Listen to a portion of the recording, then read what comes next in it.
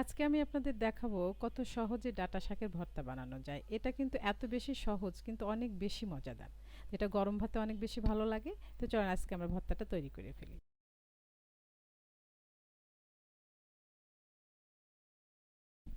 এখন আমি প্রথমে এই শাকটা সুন্দর করে যে দেখেন এগুলো খুবই টাটকা একটা শাক। আমি ডাঁটা থেকে আলাদা করে নিয়ে নিয়েছি এই শাকটা।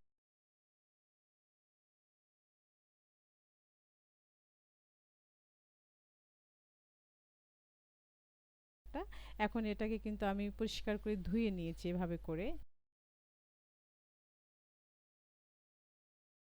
এবং এই শাকটা কিন্তু এখন আমি ১.৫ কাপ পরিমাণ পানি দিয়ে এই শাকটা আমি সিদ্ধ করব। আমি এভাবে সিদ্ধ করছি, দেখেন দিয়ে দিলাম চুলাতে। কড়াইয়ের মধ্যে সিদ্ধ করছি আর পানিটা কিন্তু পুরোটাই শুকিয়ে যাবে। হ্যাঁ, এটা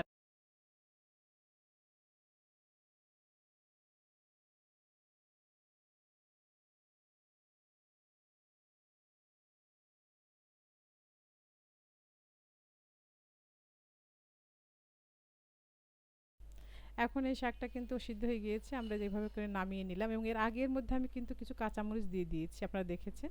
আপনারা আপনাদের ইচ্ছে মতো ঝাল খেয়ে নেবেন, আমার বেশি পছন্দ, আমি ৬-৭টা দিয়ে দিয়েছি।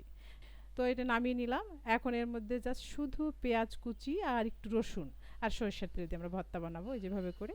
কাঁচামরিচটা আমি সুন্দর করে লবণ একটু দিয়ে পরিমাণ মতো এটা আমি মিক্সড করে নিয়েছি এভাবে করে। তারপরে পেঁয়াজ, এই যে রসুন একটু কুচি করে নিয়েছি, এটা আমি দিয়ে যেভাবে ভর্তা করবো। তার মধ্যে কিন্তু আপনারা একটা অ্যাড করবেন আলু।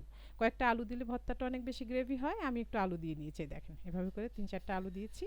এই আলুটা এভাবে এখন পেস্ট করে দেবো এর মধ্যে। এভাবে পেস্ট করে এক ভর্তাটা পুরো মাখিয়ে নেব। এইভাবে করে ভর্তাটা হয়ে যাচ্ছে, এই যে এইভাবে ভর্তাটা আপনারা করে নেবেন। আর এই ভর্তাটা কিন্তু গরম ভাতে খেতে অনেক বেশি ভালো লাগে। আপনারা ট্রাই করবেন বাসায় অবশ্যই। আর আমার রান্না যদি ভালো লাগে, আমার রেসিপি যদি ভালো লাগে, আমার চ্যানেলের সাথেই থাকবেন, মিনাস কিচেনের সাথে থাকবেন। সবাই ভালো থাকবেন। আজ বিদায় নিচ্ছি। আল্লাহ হাফেজ।